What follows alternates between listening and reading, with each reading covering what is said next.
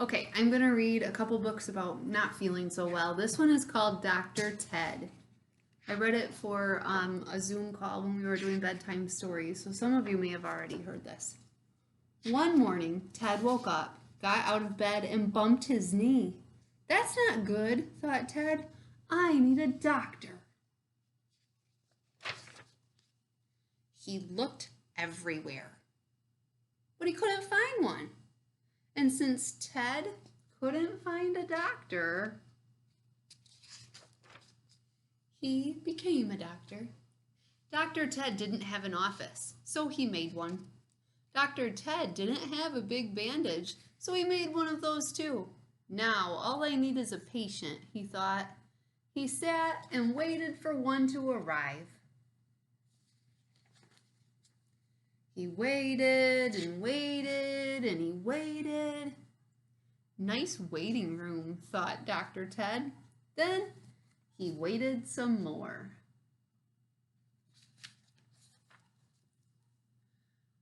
I think it's time for a house call, he thought. Hello, he called throughout the house. His mother was in the kitchen. You have measles, said Dr. Ted. We should operate. Those are my freckles, said his mother. Eat your breakfast. At school, Dr. Ted sat in the third row of Mrs. Johnson's class. All around him, students coughed and sniffled and sneezed. Dr. Ted smiled. Patients, he thought. The patients were very germy. At lunch, Dr. Ted took their temperatures and measured their blood pressure. He gave them fine medical advice, and they were very thankful.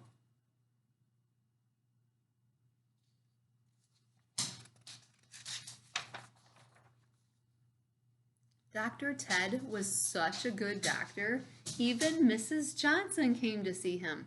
You can't practice medicine in the lunchroom, she said. You have mumps, said Dr. Ted. Crutches could help. Those are my cheeks, said Mrs. Johnson. Eat your lunch.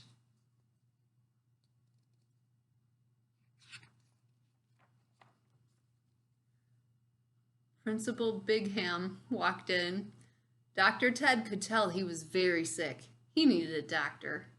We already have a school doctor who visits on Fridays, Principal Bigham said with a smile. You have gingivitis, said Dr. Ted. You need a full body cast. Principal Bigham frowned.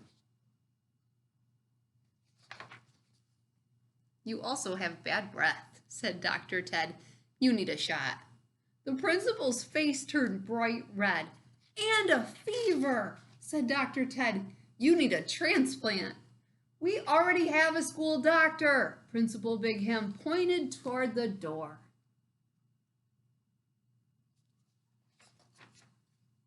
We could do something about that foot odor, said Dr. Ted. Go home, said Principal Bigham. Dr. Ted was very sad. He packed up his big bandage and went home. That night, he took 2 cookies and went straight to bed.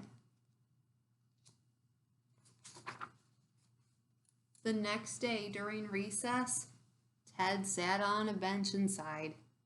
He watched Frances Sylvester do gymnastics on the monkey bars. She was very talented.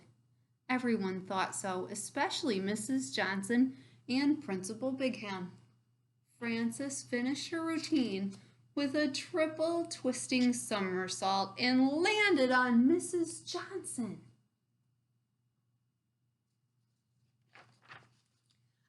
Ouch! Cried Mrs. Johnson. My ankle! Principal Bigham ran this way and that. Help! He yelled. Call an ambulance! Call the fire department! Call the library! Just call somebody! But Dr. Ted was already there. He wrapped Mrs. Johnson's ankle with his big bandage. He checked her vision and her tonsils. Take 2 cookies, he said. You'll feel better in the morning. Just then, the ambulance arrived. and the fire department, and the librarians.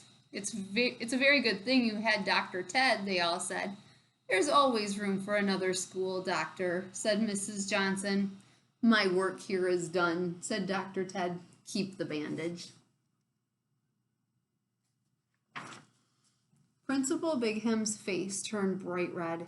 You really should do something about that fever, said Dr. Ted. That night, Dr. Ted closed his office, packed away his stethoscope, and went to sleep, knowing he had done a good job. The next morning, Ted woke up, got out of bed, and sniffed the air. It smelled like burnt toast.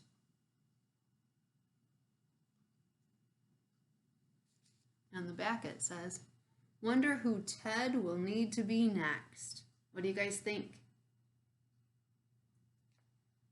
All right, then we also have Bear Feels Sick by Karma Wilson and Jane Chapman. I'm sorry, I don't always remember to tell you guys that. I try to tell you in class, but I keep forgetting when I'm reading books at home. Bear Feels Sick. So when we look at this, can we tell what time of the year, what season is it? What do you think? I'm guessing that you're saying fall or autumn. Let's see what's going on with Bear. Alone in his cave as the autumn wind blows, Bear feels achy with a stuffed up nose. He tosses and he turns all huddled in a heap. Bear feels tired, but he just can't sleep. He sniffs and he sneezes. He whiffs and he wheezes, and the bear feels sick. What a bummer. His friends gather round. Come out, Bear, and play. Bear shakes his head. I'm too sick today. Mouse mutters, oh my, Bear's head is too hot. Hare says, we will help. Here's a warm, cozy spot.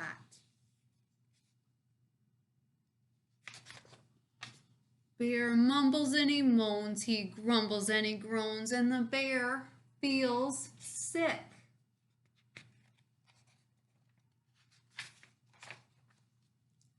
Mouse squeezes Bear tight, he whispers in his ear, it'll be just fine, your friends are all here. Badger fetches water, Gopher cooks the broth, while Mole soothes Bear with a cool, wet cloth.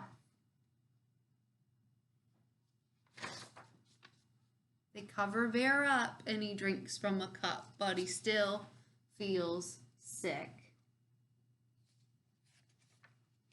Raven says, Caw, come along, Owl and Wren. Let us go gather herbs to bring back to the den. They coax Bear to sip just a smidgen of tea. You'll feel better soon, says Mouse, wait and see. Bear shakes and he shivers, he coughs and he quivers, and he still feels sick. The friends fuss and fret, the friends cook and care. They keep a close eye on their poor sick bear. They all talk in whispers, they walk on tippy toes, they sing lullabies, then the bear starts to doze.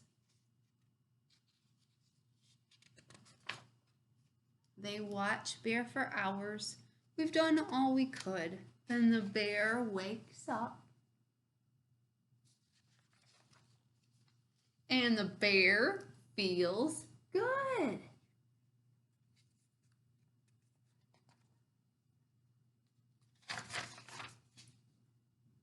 Bear cries, I'm all better. I'm feeling like new. I'm not hot and achy. It's all thanks to you.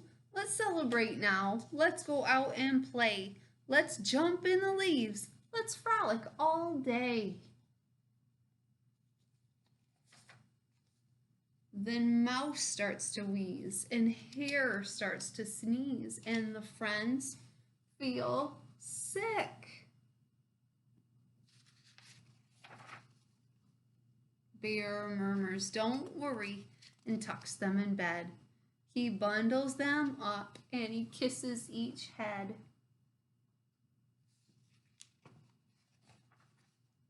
He tells all his friends, "You'll soon feel like new. You took care of me, now I'll take care of you." They're like a little family, aren't they? And that's the end.